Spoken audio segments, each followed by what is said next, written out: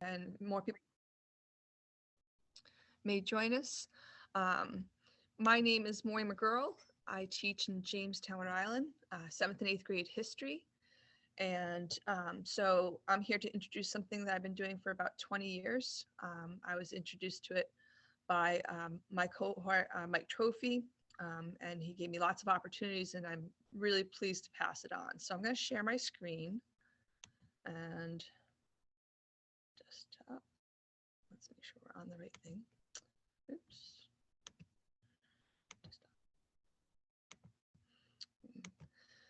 Okay, and I'm just going to back this up and apologize. Welcome.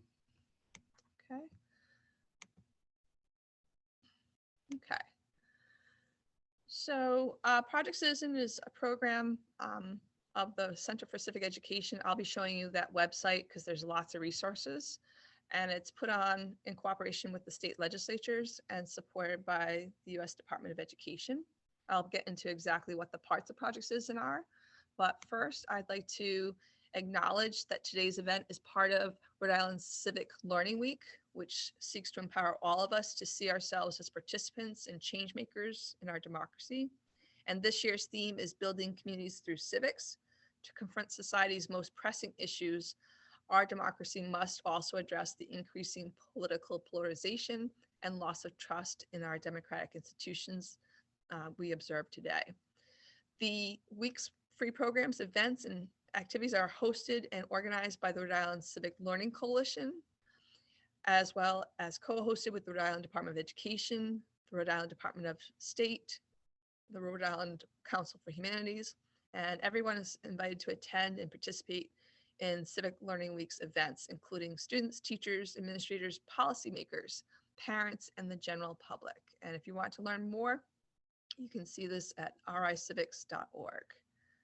And again, the Rhode Island Civic Learning Coalition is working together to build new civic learning opportunities for all.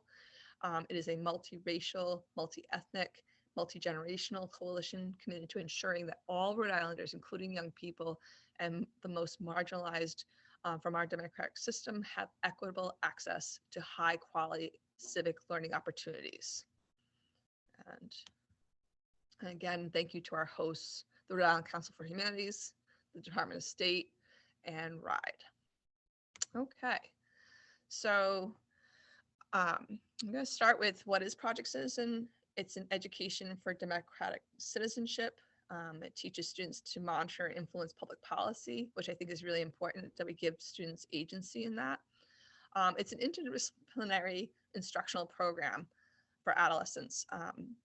And I work with my science teacher, my art teacher, my English teacher when I'm doing this project, but I've also done it on my own when scheduling hasn't allowed it. And it focuses on state and local government. It applies learning to real world issues, and it uses cooperative learning and serves as a model performance of assessment because the students really own their learning. And I'll show later some of the standards that it's tied to. I'd like to give credit before I get started. Normally I do this project with Mike Trophy. He passed, he was my mentor, and he actually created this Google slideshow. So he was a really tall guy, so sometimes I might not always wear the clothes as well as I'd like to, but I really wanted to commit to doing this because he did give so much. Okay. The goals, it's providing knowledge and skills required for effective citizenship and providing practical experience to foster a sense of competence and efficacy to engage in citizenship and governance. A lot of our students think it's something that happens later when they're 18, and what I love about Project Citizen is they start to see their own agency and they develop an understanding of the importance of citizen participation. So just a few things, the outcomes, civic knowledge, civic skills. This is so much better than memorizing the 3 branches. They really get to understand how those branches work. It's participatory, and that there's civic dispositions like democratic values and principles and a reasoned commitment. Okay, so I want to give you a chance to put into the chat as to what you think public policy is.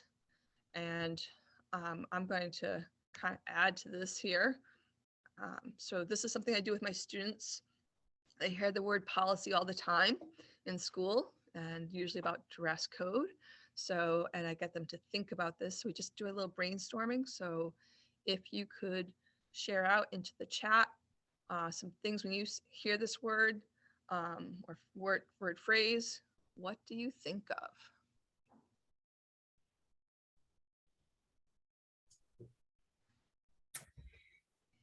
We have resolving important issues.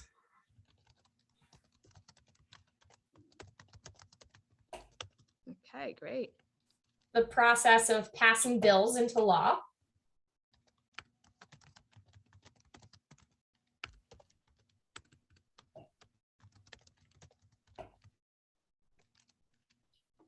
Influencing how resources are used in the government.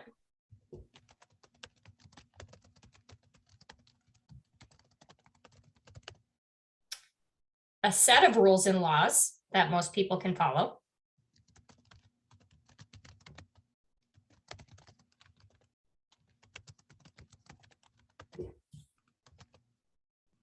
And gathering and analyzing data. Great.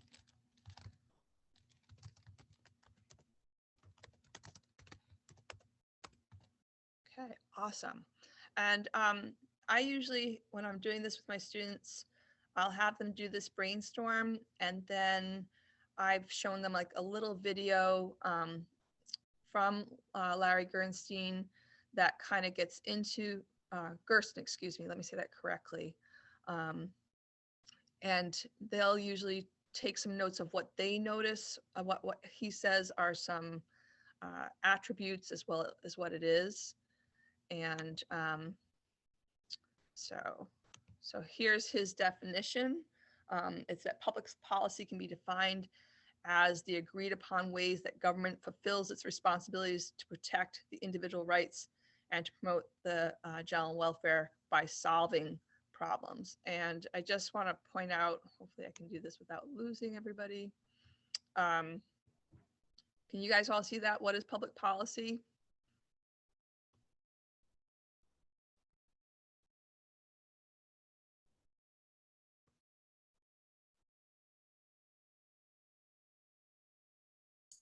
We can see it. Okay, awesome. I just want to make sure. So this is Larry Gersten, and he's written a lot of books about public policy. He's a professor out in California. He's also written some children's books. So if you're teaching younger grades, like the elementary age, even preschool, he has a couple books about citizenship and interacting in a community and that type of thing. And so he talks about it can be a response to some sort of issue or problem that requires attention. And what I like is that he says it's rarely neutral. And I think that's really important, that everybody has an opinion and how they go about choosing, how the government chooses that policy is not always, it's definitely not neutral. And I think that's important for them, for students to understand. And as you mentioned, some of you said it takes the form of a law or regulation. It's made on behalf of the public, and it's oriented toward a goal of a solution to a problem. Oops, excuse me, sorry, my apologies. And it's ultimately made by governments, even if the ideas come from outside government or through the interaction of government. So one of the things that I do with my students is I have them look at the different groups that advocate on behalf of people who don't have a voice. And that could be for the, in our case, the aquaculture or, rivers. So in Jamestown, we found out we have 8 different environmental groups, and they kind of looked at what these people care about and that type of thing. So I think that's important to understand, that it can be a grassroots project, a group of citizens that come together to put pressure on government. And that's part of what Project Citizen does. Okay. Oops. Okay. They're contained in laws, as you guys mentioned, regulations and decisions created by the different branches, bureaucracies, agencies, or other public decision-making bodies. Okay, so I wanted to have you guys put into the chat, here is a problem, and I want you to look at this, a public solution, something that would be a public policy made by government. In this case, we would think about maybe the superintendent or the school committee, maybe the principal. I kind of get my students to understand that those are the parts of government. Even the teacher in the classroom can be part of the government making the rules. So what would be a public solution, okay, in which government would take an active role in addressing this problem, and what would be a private solution? So just if you want to put, when you put it in the chat, put public colon and then what you think would be one way to be dealt with, or private colon. And so I'll add that to ours. So I'll just give you a few minutes to think about that. I know my students need like a good, I have them usually break them up into groups and have them brainstorm this. And I, on the website, there's a whole list of possible problems that you can get them to look at, community problems. The one they like the most is school age children out on the streets at night and that type of thing. But I just chose this one because I wasn't completely sure of all the different members of my audience. So if you have something, put it in the chat, like how, if this was the problem in the school, what would be the public response, public policy or school policy that be created? What might be the private response? Marina, I just wanted to let you know that we had an additional guest join us. We have Nancy with us now. Hi, Nancy, welcome. And this is being Hi, welcome. And this is recorded so that if you want to see this, you'll be able to access the beginning of this. And I'll also be glad to share my PowerPoint. Sounds good. Thank you. You're welcome. Thanks for joining us. Okay. So do we have any takers? Does anybody know what like maybe a policy in their school is?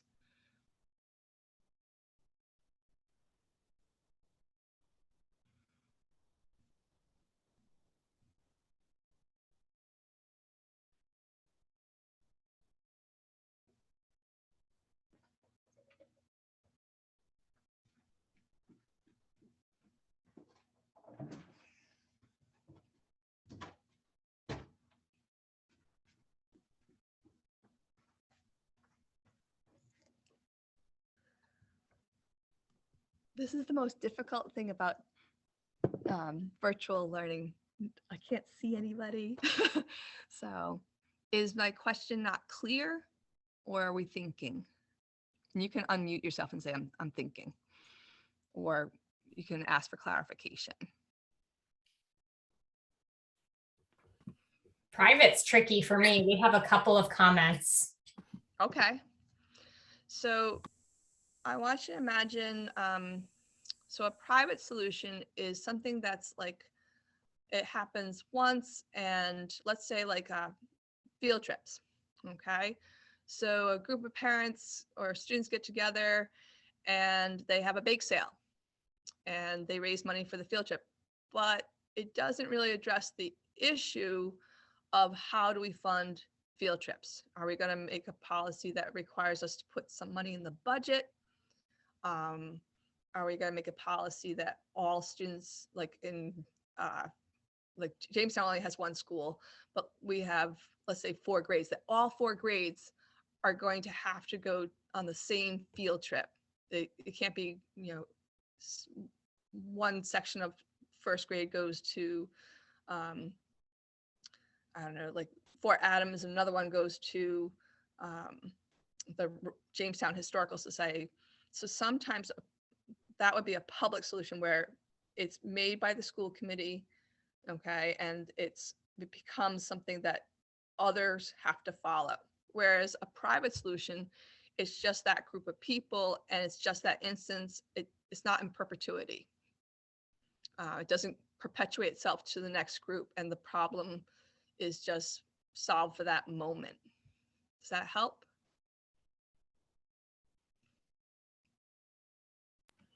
Yeah, that is helpful.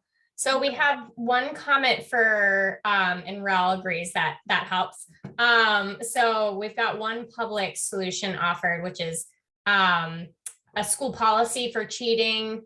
Private would be how parents react when notified. Yeah. So, okay. So parents, speak.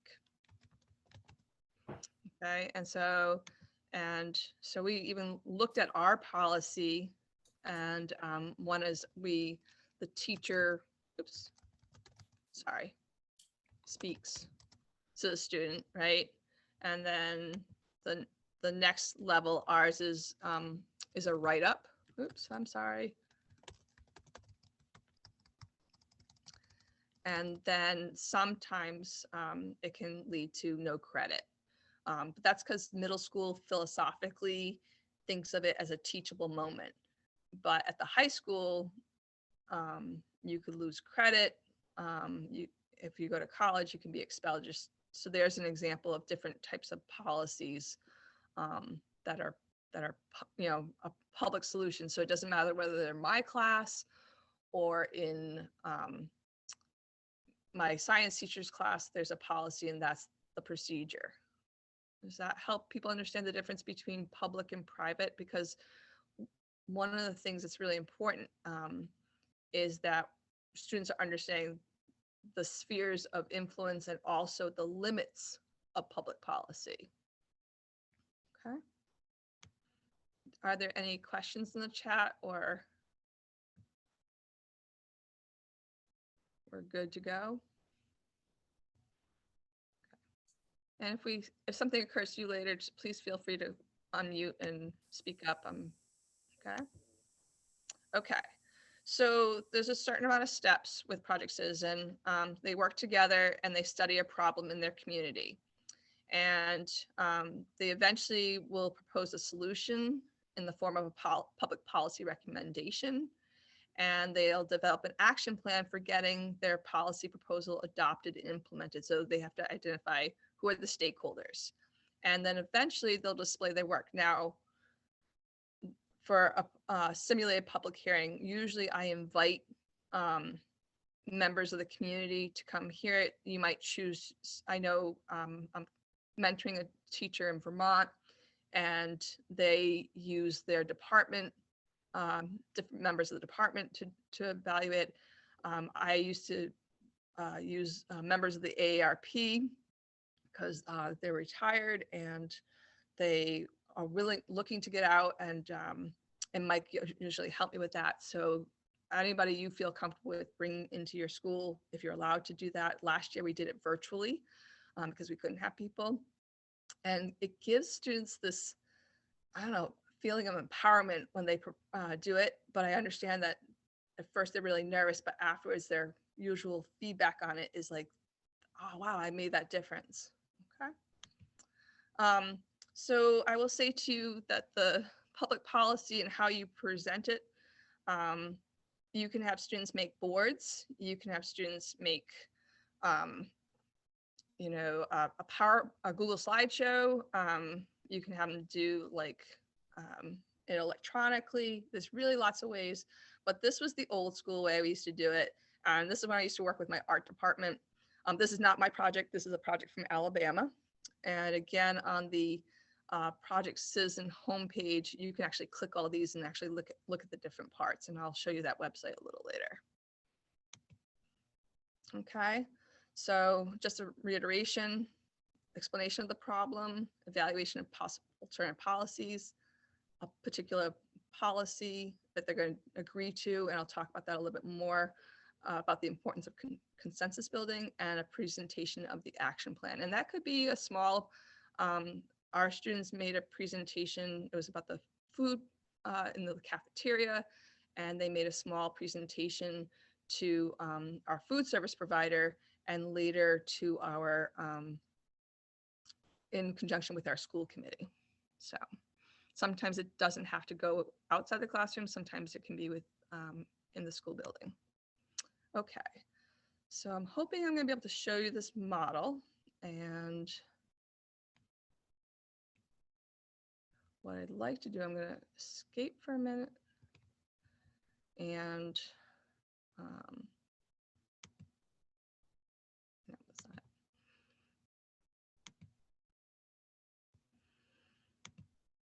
Okay. So to get kids to understand the different parts of the project, I use something that most kids know something about, and you could choose something else. This is not my project, but I like it so much and my kids enjoy it so much every year. And when I showed this to some high school teachers, they were surprised at how much their kids liked it. So I feel like you can do this with elementary students, okay? And you can do it with all the way up to high school. And what I'd like to do is copy, and I'm gonna come down here for a second.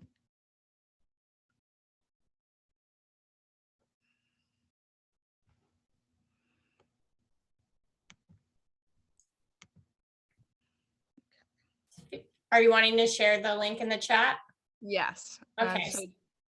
So I think at the top where you see mute participants, new share, pause share, if you click on more, you might be able to find the chat. Yeah. Oh, thank you. I so appreciate that. No problem. I'm still, after 2 years of distance learning, still earning those tech goddess wings.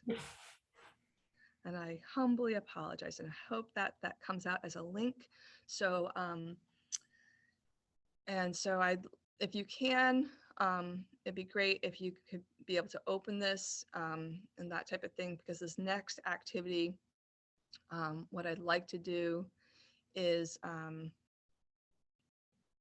not that. Okay. Let's go back to this.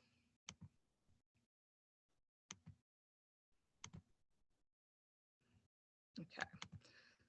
So this is our PDF, and the first thing I'd like us to do is in the chat or on that graphic organizer, if you were able and willing to open it up, I'd like you to think about what is the problem, okay? And usually what I have my students do is they work in a group together. If I have students who have difficulty with reading, I may read it aloud, and then afterwards they would work together to identify what the problem is, what are some possible solutions, as well as who are the stakeholders and that type of thing. And I usually want them to use evidence from this. So sometimes the evidence is a quote, sometimes it's a percentage. So this first thing I want you to do, I'm going to read it aloud. And if you could, even if you have like a piece of paper, just to identify what do you think the problem is, okay? So community members are falling from the Royal Garden wall. Within the past 12 months, 15 eggs have fallen from the wall, resulting in 5 fatalities and permanent shell damage to other victims. More than 2,000 pounds of gold have been expended to rescue and recovery services. The King's surgeons indicate survivors will suffer permanent ailments due to the damage caused to their shells. There is currently no policy restricting citizens from walking and sitting alongside the wall, admiring the beautiful gardens. After interviewing 200 community members, we found out that 60% are outraged that nothing has been done about the wall. Some say it should be removed. However, 35% oppose anything being done to the wall. E.G. Plant, a member of the Save the Wall organization, stated, "They should not be on the wall if they're going to roll off." And we believe this is a problem that should be addressed by the King. Destroying the wall would make it unsafe for our King. I don't want our leader's safety jeopardized. Colby Cheese.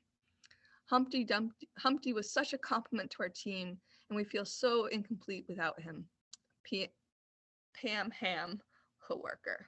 Okay. And so you see up above that Humpty Dumpty, the latest victim, could not be saved. And question, Henry Legg suffers from permanent shell damage After falling from the wall in an interview, he told us, "I can no longer do the things I used to enjoy. The wall is a hazard to us all." And then here we have a nice little chart. Okay. The blue is the fatalities and the red is the severe injuries, excuse me. And we have the sources, the King's Accountant, Castle Country News, Save the Wall Organization, Round One's Coalition, Night Rescuers, and Sally Martinez. So if we go back to this here, the problem, and if you want to put it in the chat or you can unmute, we're a small enough group. What would you identify as the problem?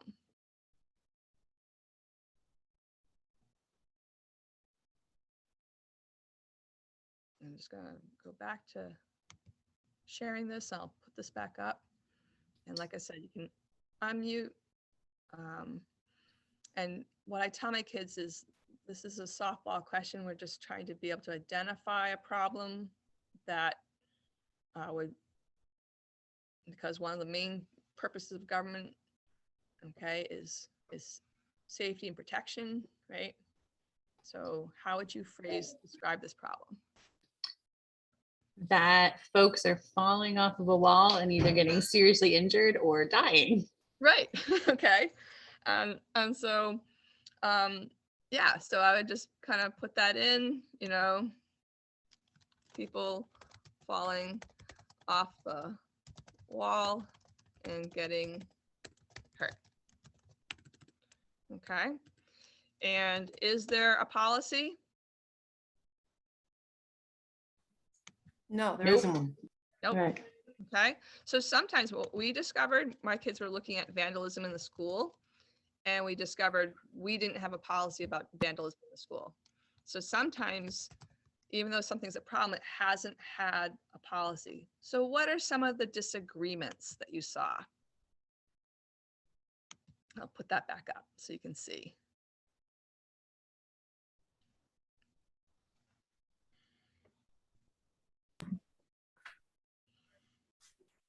You have some people who want to close it and some people who want to leave it. Right. So Okay. So some people want to close the wall. Some people want to save the wall. I think some people, you know what I mean?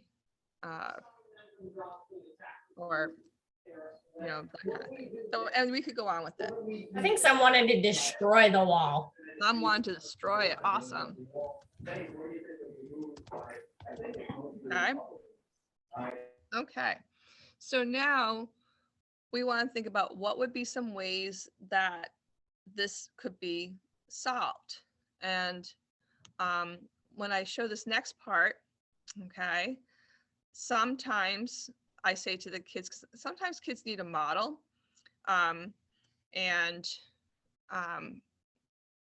of what we mean by an alternative policy, like our solution. And remember, for a problem, we're looking for a solution. We're looking for a public solution.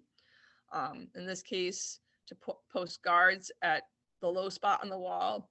And we want to look at advantages and disadvantages. The advantages that would prevent community members from getting up on the wall, and violators would be caught immediately. Disadvantages, the cost would be exorbitant. 50 guards would be needed. So I try and get the kids to think about, like, yeah, we have a problem, we come up with a solution, but like belling the cat, maybe it's not necessarily a doable, maybe because of cost, or maybe it creates another problem.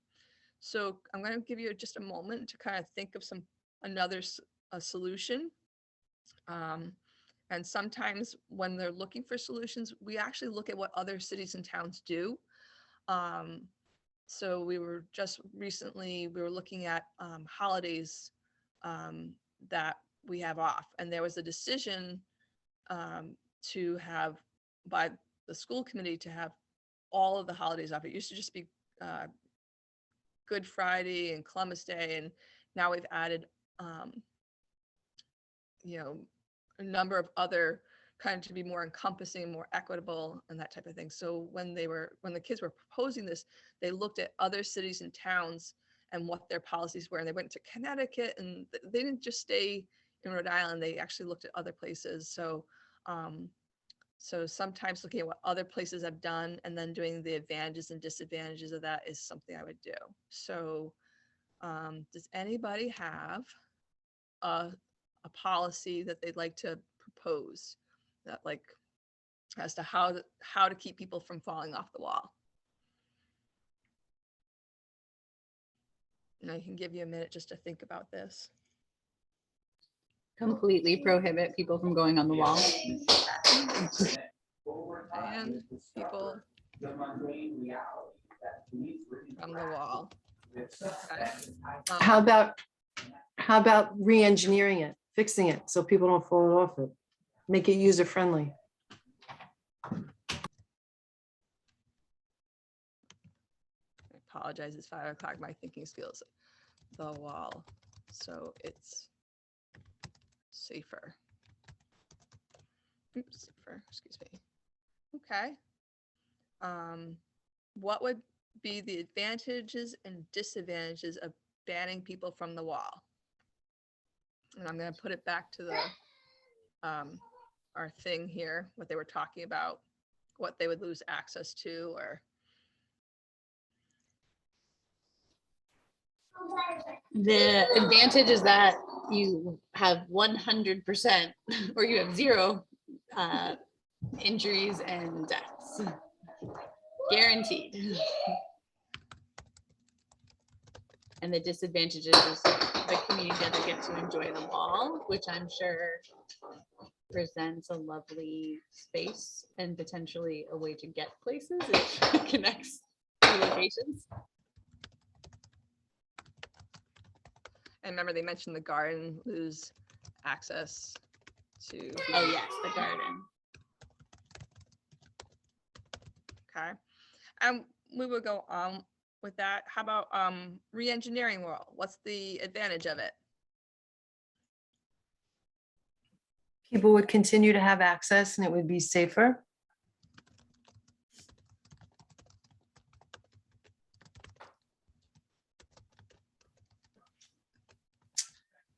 And a disadvantage would be that it would cost money. Okay, good. Okay. And so, and this is what you want the kids to thinking about. And then the next piece is to create a policy. You know, what we've looked at some possible solutions, and what would you propose for the government to do? And what I like to do with this is have kids build consensus. Sometimes they might combine and, you know, like different policies. You know, one time the kids had like, you know, putting like, I forget what they said, like some kind of cushioning so that they, when they fell, they wouldn't like necessarily crack their eggs and that kind of stuff. So kids get really creative with this. So does anybody want to throw, and sometimes with the alternative policies, they decide to go in a totally different direction. And so sometimes they actually choose to something that was there or a combination thereof. Like I've seen kids take the security guards and the training of the people, training of the men, or a public service announcement to get people to change their mindset and behaviors. So, and kids get really creative with this. So does anybody have a policy they want to propose? I'm going to propose going into a completely different direction. Okay. I think that we should make a viewing platform that has like safety guardrails and is a revenue source because there's bungee jumping with a net that people can pay, that eggs can pay to like dive off and have the thrill of falling without having their shells cracked. Okay, bungee jumping revenue maker. And I feel like I missed a portion, making a viewing platform, and you had something in the middle. Oh, with like it had the viewing platform would like have safety guardrails so that they Okay. can view the garden. If they don't want to jump off, they can at least go up there and view the garden. Okay. Charge them. um, and maybe and charge them if they misuse it, and fine them. You mean? Did you mean charge just for viewing? No, I meant charge them for viewing. Oh, charge them for viewing. Okay. Yeah. Because that would take care of maintenance. Okay. And viewing fee possible as revenue makers. Okay. Now, when you're doing the policy, this is kind of more informal, but you might think about like how you do some consensus building. Do you have them go to the four corners and ask kids, you know, like to kind of almost like a barometer, do you agree or disagree? And then I usually have to do some modeling about how to disagree. I like what so-and-so said, but I would like them to consider the following. And it really helps for kids to feel like they have a voice. I try not to have a simple majority because then you lose the buy-in. Okay. So, but because of our time for tonight, I'm going to ask if anybody disagrees with the current proposed policy, and to say, would you consider, kind of thing. So do I have anybody who wants a would you consider?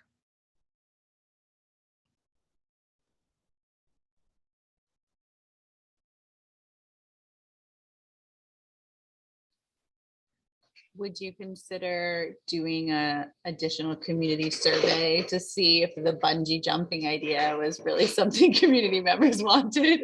And if Okay. so, going forward with it. Okay, so doing a survey and making sure there's support for this policy. And this is something that I have my students do when it comes to, so I'm going to put a survey. I know we're getting to see if people support parts of the policy. Oops. Okay.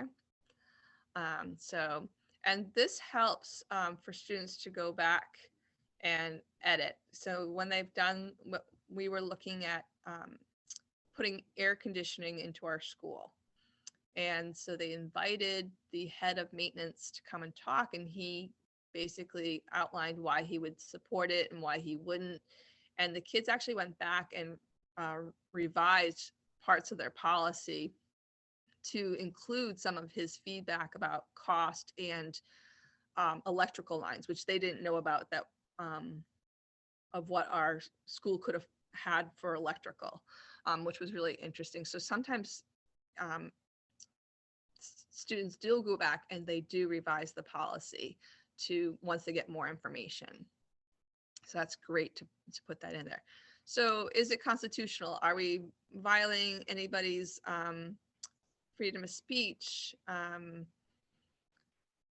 access? Are we discriminating against anybody? And I kind of have them, there's certain questions you can look at as to, you know, freedom of religion. I have them kind of look at some of those basic 10 Amendment rights. So what do you think? Is this Definitely somebody would push about access, free access. Yeah, free access. So, but you know, so you have them look like, if we were talking about access to the ocean, we have those that type of thing. We do have laws on the books. So usually, you know, the question is access to the wall, like what laws or what does the social compact indicate? Okay, so you'd have them go investigate that. whether or not there was something either on the books or in, like in our case, it's the town ordinances and that type of thing. We have a town charter. So I have them look at the town charter or this strategic plan in the school. So it kind of depends on what level of government you're looking at. So in this case, you might think about what agency, and if we go back to the, okay, we had some kind of people we might go to. Can anybody see maybe what government agency? I know we're talking about a king here. So what agency would you appeal to?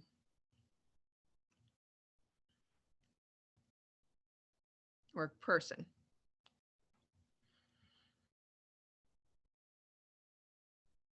Would this be aligned at the federal level or the state level?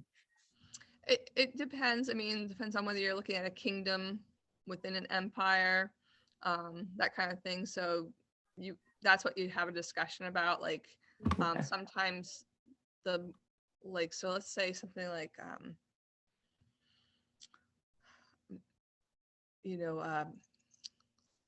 cleaning up the environment. That's really broad. And there's federal level, there's a state level. So I try and get my students to look at the local level, maybe even like composting in school.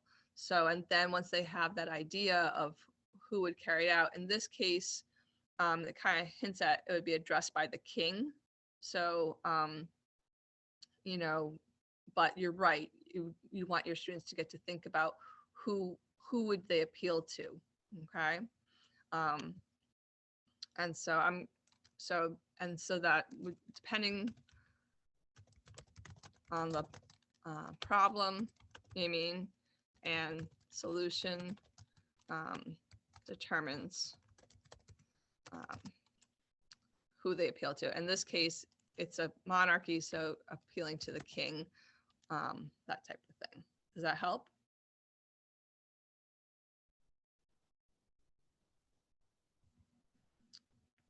Okay. Now I'm going to go to this next piece and we can come back if I've lost somebody and you have questions. I hope you'll unmute.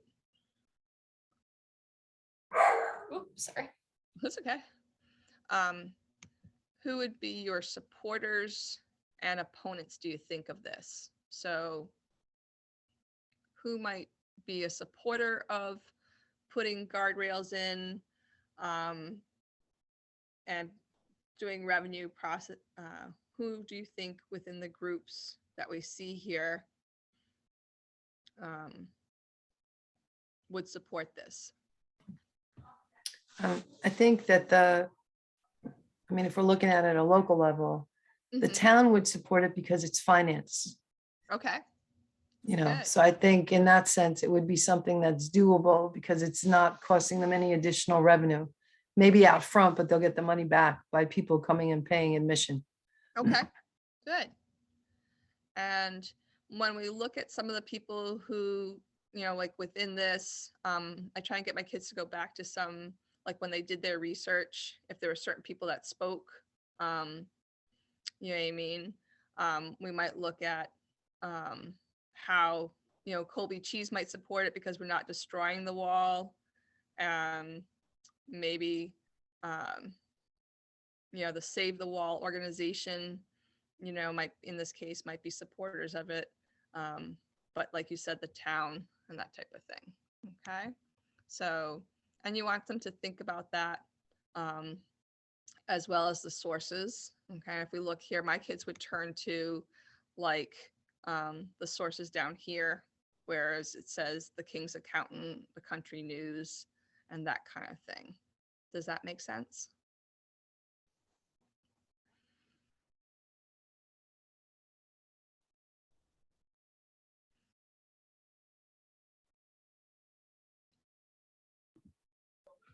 And it's actually a great graphic organizer.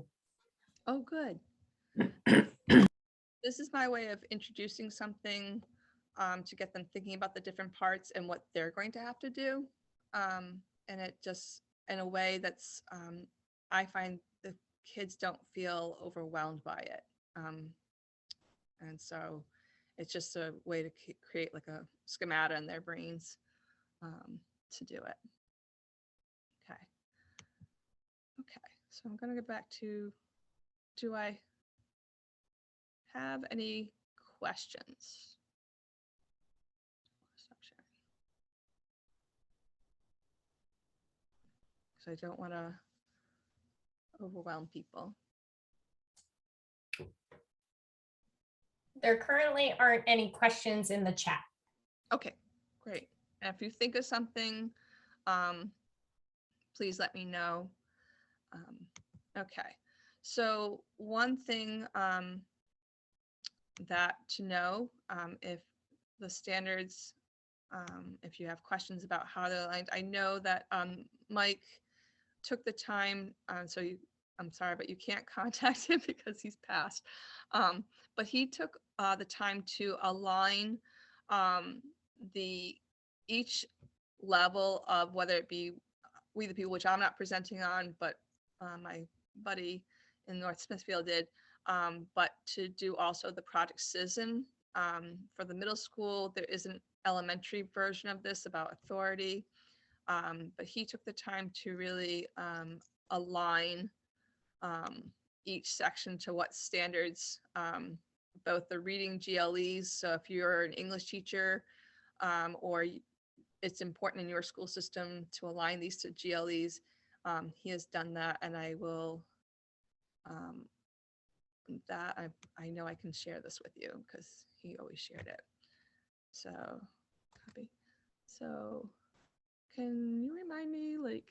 Yeah, so if you scroll up to the top where you have the meeting ID and stop share, Yeah. I think you should have like 3 dots that give you more options. Do you have that up there currently?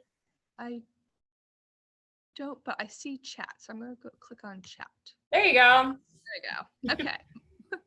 Thank you for your patience, guys. Okay, so I put that there if you're interested in the standards. I also have in there the doc that was the graphic organizer. Okay. So if you're interested in that and you need someone you want to show the connection to that, that is done for you, and that type of thing. And I know some of our standards are going to change. I know that we're currently, at least for the social studies, Rhode Island is working on going towards writing a new set of standards. So be on the lookout for that. Okay. Okay. So we just talked about identifying problems in the community, and what I usually have my students do with this. Once we've done that exercise, I actually have them go into the newspaper and to identify what are some different problems or policies that are coming out in the community. And I actually use the Jamestown Press, because that's our local thing. You can use something from school committee notes. I usually have them interview their parents, and we make a board in my room and they put sticky notes on there. You could do that on Jamboard too, if that's something that would be helpful. And I do this over a couple weeks, so I give time for the kids to marinate and talk to each other, and to different groups. So like I said, interviewing, reading the newspapers, and other print sources, usually electronically. Most local schools, even school newspapers, if your school puts out a newspaper, if there's a community newspaper, or even our local state newspaper. I try to stay out of the national news, although we might listen to it and then try and think of what would be a local or state response. The further you get out from it, the more difficult it is to get buy-in. It's just too far out. So I wanted to brainstorm with you. What are some problems that you can think of in your community? And You can throw it into the chat. You can unmute. So does anybody have something that when they think of something that's a problem in the community that needs to be addressed, what are some of the things that you think of?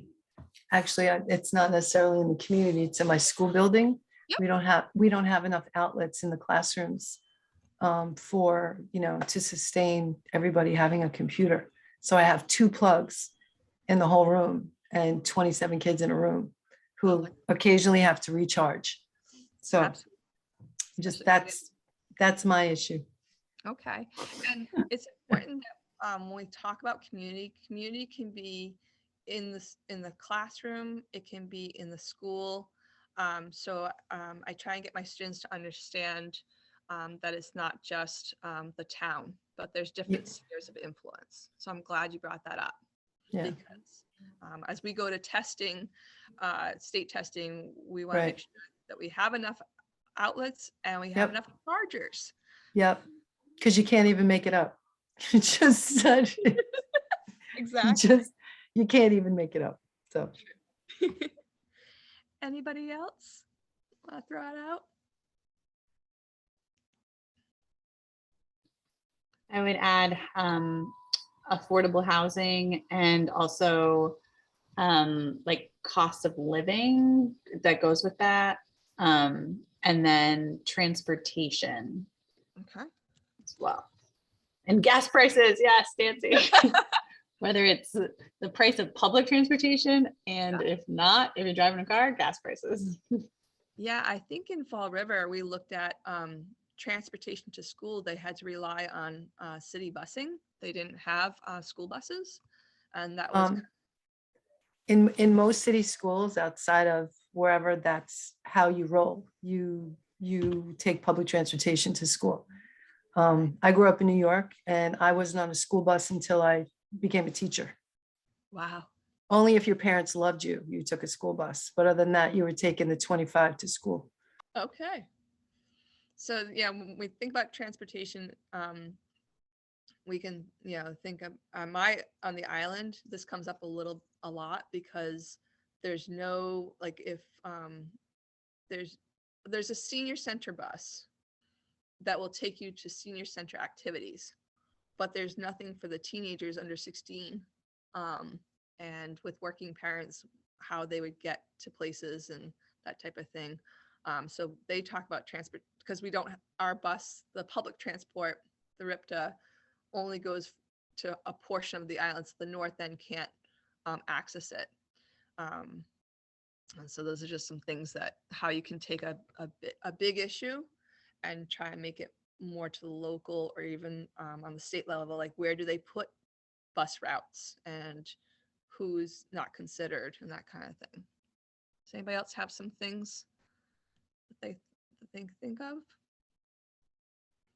And sometimes I try like a really popular one for my kids is the dress code shaming of genders. And so that's a big one. Comes up almost every year. We have a comment in the chat from Sheila. Access to medical care and abuse of drugs. Oh, great. That's great. But,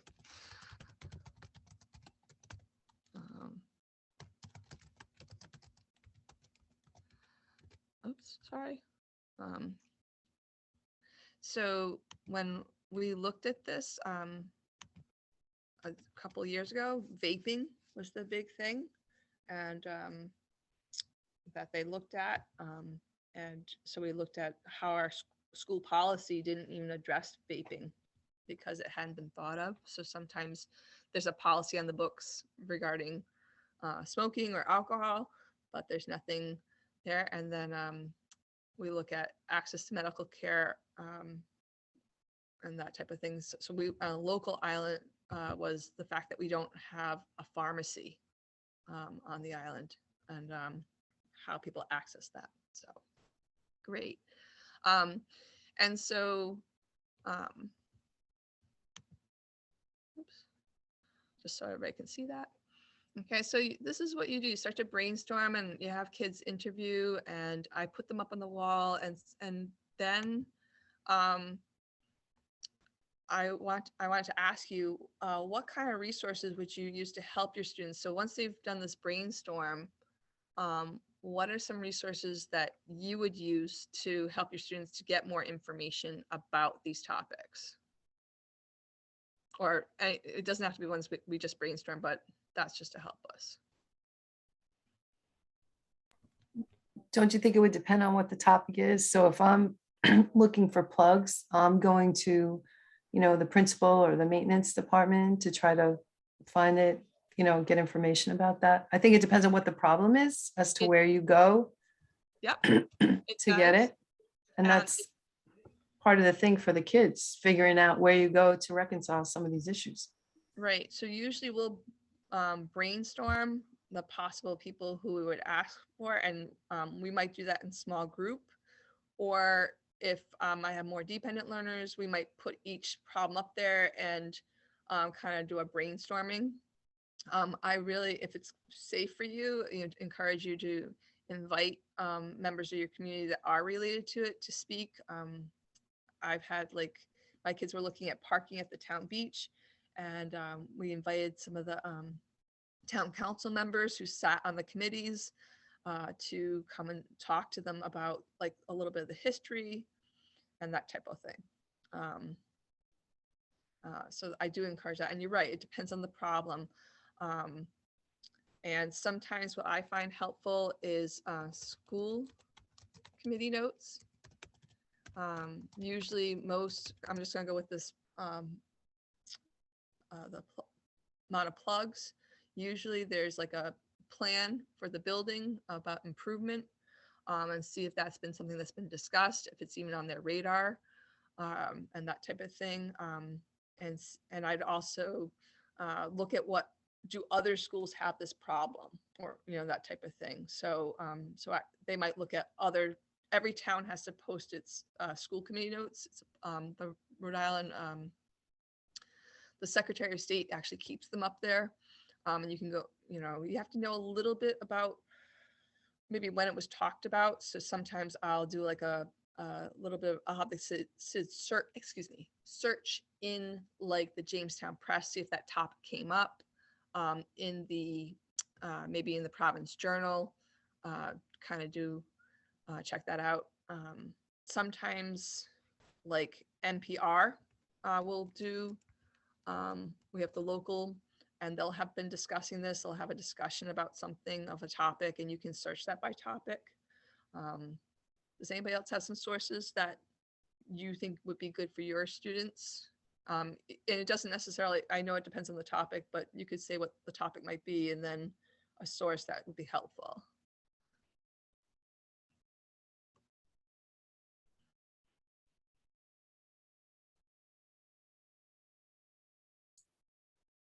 You could also consult like a professional organization of some sort, like maybe there's an org focusing on energy use and updating electrical stuff that might do free evaluations or even just presentations and stuff like that. Like Rise, or I can think of it in terms of the home.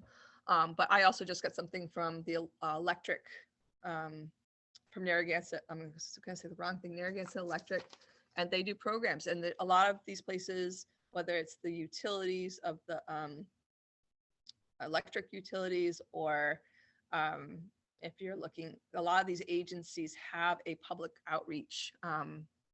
So if you're looking at things like recycling, the Resource Recovery Center has an educator that would love to, talk with the students. And so that's also kind of looking at, like you said, the professional organizations that might have some information about that.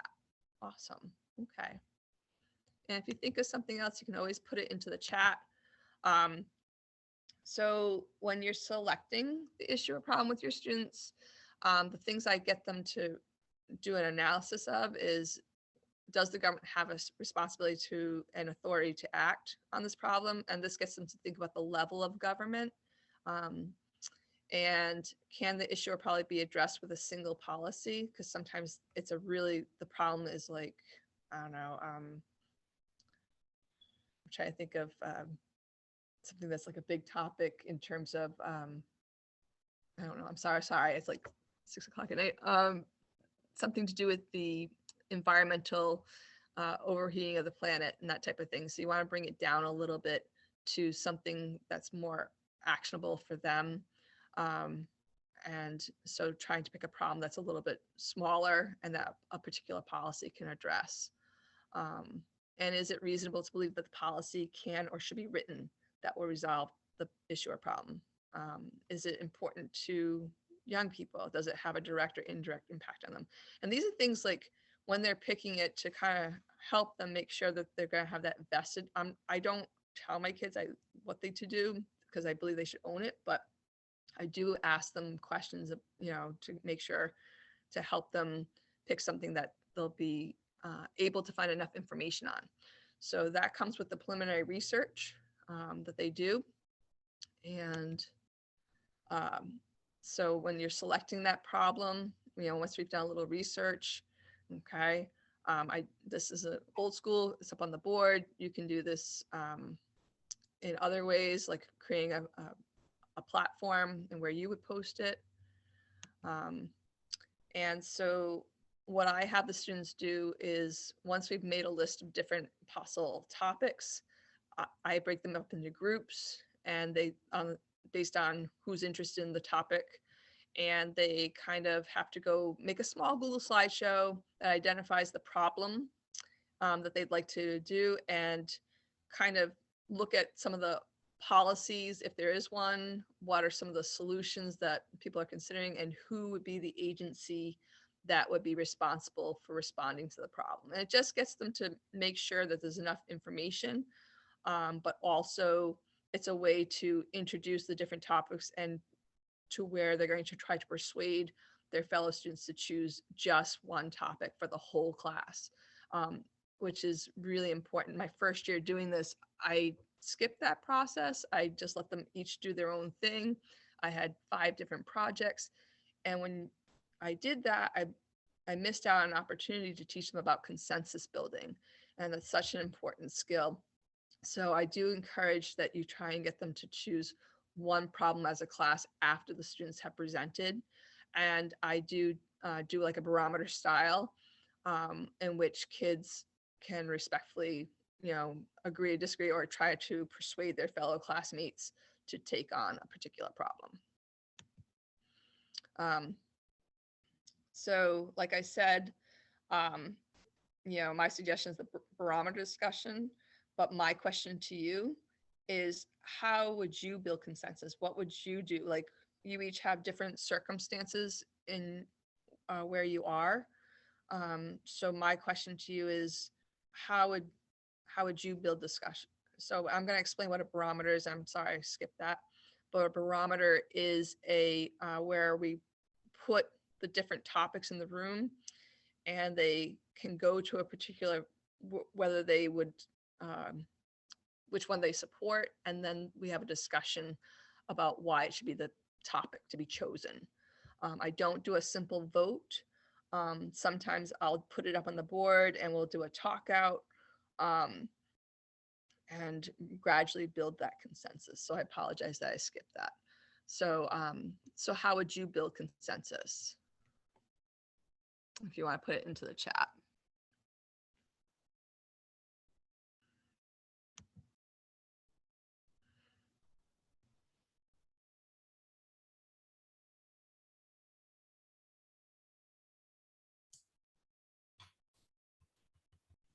One thing that your barometer suggestion made me think of is you could almost use it as an additional civics lesson. You could explain how like the Iowa caucus works. Yeah. Because that would be really cool. Like if you set up similar rules, like we can't move forward with an issue unless it gets X number of people in the classroom. Or a minimum of X number of people at the classroom at that station. And then we eliminate that one and we reform. right? Based on our new set of options. I'm not sure how it would work necessarily for consensus building, but it would be an interesting sort of setup to narrow down if you have a bunch of options.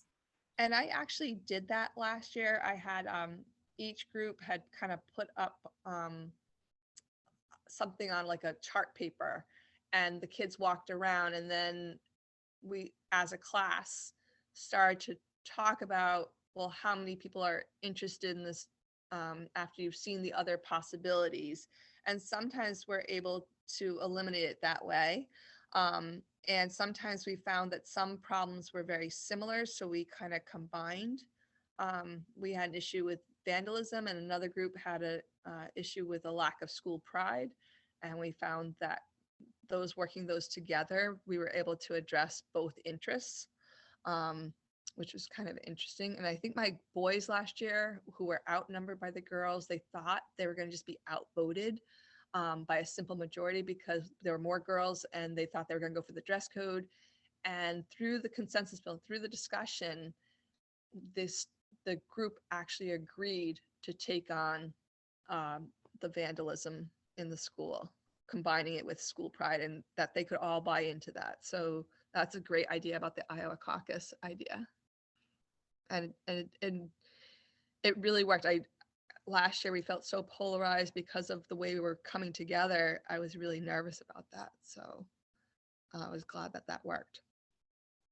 I know some people in other schools who were distance learning last year, they actually did a jam board and tried to look at how they came together. And that's just another idea if you're somehow working with people who are distance learning, although hopefully no one's is at this point. Okay. Just gonna go back to the slideshow. So then once they've chosen a problem and what that they want to deal with, I use a combination of interviews, surveys. I work with my librarian, my public librarian, as was mentioned, experts like professors, sometimes lawyers, and even judges, anybody who you can brainstorm who would have an interest, who might have an expertise. And I really, my kids really love to do interviews. And they also love to do Google form surveys. So those are two really popular things. Eventually, you're going to, once you've agreed on the problem, you're going to develop you're going to break your people up into groups, and each group will develop an explanation of the problem. Another group will do the alternate policies, which is where they identify a possible solution, then the advantages and disadvantages, then the class policy, and then the action plan. How are you going to get support for this policy? So, and I do this two ways. So I might first kind of do a framework with my students, like you saw with Humpty Dumpty, that graphic organizer. So we're all on the same page of what the different groups are doing. And then I'll make them experts on a particular part. And so this is the old school when we used to do boards, and there was a binder.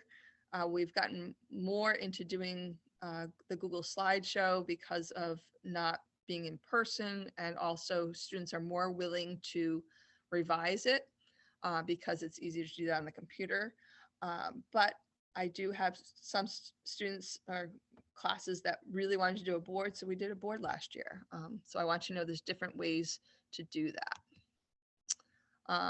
And like I just said, one group develops an explanation of the problem, another evaluates policies, the third develops a proposed policy consistent with constitutional principles, and then the action plan as to how to get support for that policy. And they have to look at groups who oppose and groups who support through that policy. Okay. And so the advantages: students connect with real world problems. They integrate a variety of skills, whether it be communication, consensus building, and it goes across many disciplines, especially when my students have chosen maybe something having to do with preserving trees or open space. I've worked with my science teacher quite a bit. This year I have a group of kids who are really interested in fishing. And so we have a local environmental agency that's working on making sure people have access to the shoreline. So there's lots of opportunities and forms of assessment throughout that you can do that are both formative and summative. So cooperation, I think that's one of the biggest things that we want to work on. And the students actually evaluate their own progress. I do that through reflections and kind of having town meetings or class meetings to kind of take a look at, are we going in the right direction? Is this what we want to do? Last year, my students really loved meeting with the parents and other community members, so getting that involvement. And you do want to create some kind of presentation where they present to an audience, and that audience can be within your school. It could be to some members of the community that you introduce. And I think that's so important. I wouldn't worry about the timing, but you can, if you have, each of the 4 groups and you want to get it done within a class period, depending on how long your class periods are, you can set the length of time for their presentation and for questions. So I'm sorry, I'm gonna get out of this for a second. And I want to go to the center for a second. And I did pull this up. I can't find this. So I wanted to point out this website, and I will put this into the chat. There are lots of teaching resources. There's ebooks, as well as lesson plans, and also more information about the program. So I'm going to put this into the chat.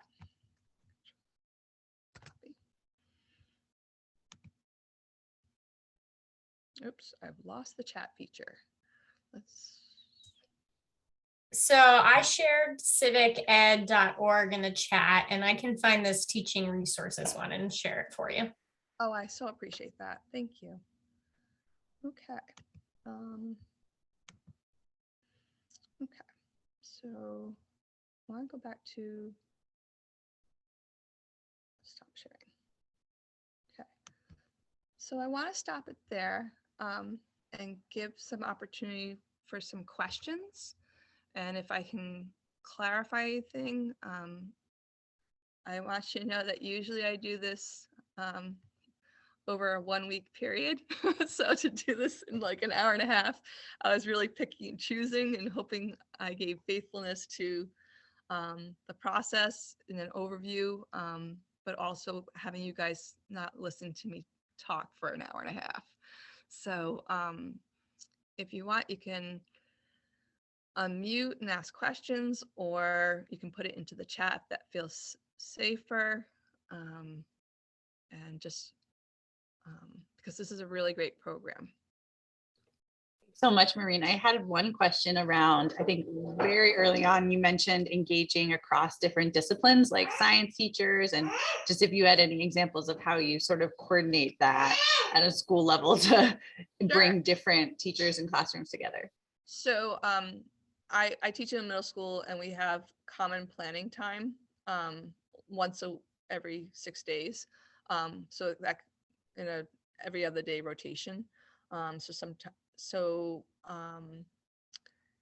what we'll do is we'll kind of talk. I'll let them know I'm starting this, and I'll ask them if there's anything that they like. So my English teacher is doing Farewell to Manzanar and has a very similar project to this, where the students have to identify an agency that advocates for someone who can't. So she and I collaborated where I introduced, the idea of what public policy is and the problems, and then we brainstormed possible agencies on the island that might advocate for different causes or different things that they want to change. And so then my English teacher took it on where they made this presentation within about the different agencies. And she also will sometimes help with the presentation because there's some and getting the kids that they're not going to say everything they did in their research, but kind of honing their presentation skills. So that's how my English teacher collaborates with me. And we do not have a schedule that really supports, because I teach 2 grades. So I don't have them every day, but we were using academic enrichment to use that as a platform. My science teacher, when they choose something that is environmental, will also come in as the expert, so to speak, sometimes, and even help with the resources piece as to who they can reach out to. Sometimes when it comes to the brainstorming, I'll tell him just, and he'll say, hey, I know you're doing this in Miss McGurl's class. Here are some things that you might think about that are problems, and here's the different groups. So he might do like a little, pitch, so to speak. My art teacher, when I did boards, would actually talk about, like, she was a graphic artist, so she kind of would help with like how they laid things out and that type of thing. So my math teacher helped out with data collection, like how to present data and that type of thing. So those are some different ways that over time, as a team, I've had different disciplines incorporate. One year we had a student with multiple language, who was multiple language learner, and looking at how in a small school to get access to resources. And so they made that their pitch. And so we worked Awesome, thank you. Yeah. we worked with the MLL teacher to understand the laws and stuff like that.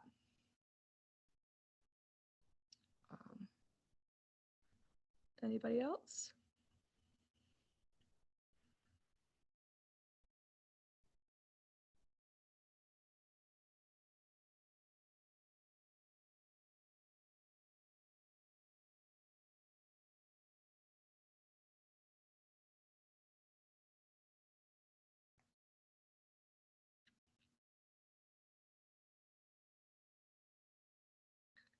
Does anybody see them using this in their school, or if you're looking for more support, like you want a more thorough training on this, there will be an offering put out by the Center for Civic Ed that, if you're interested in more. Right now, what I do is I am part of a research project in looking at the efficacy of Project Citizen. It's being done through Georgetown. The people who join this, they get a certain amount of hours of training with a combination of policy experts, other teachers who have been teaching this like I have for 20 years, and then they get a mentorship so that there's this follow-up. Like this Wednesday, I'll be meeting with these teachers to keep supporting them as they're doing this in their classroom. So there is that opportunity. And if you're interested, I'm going to put my email in the class, in the Google Classroom, and I can share that.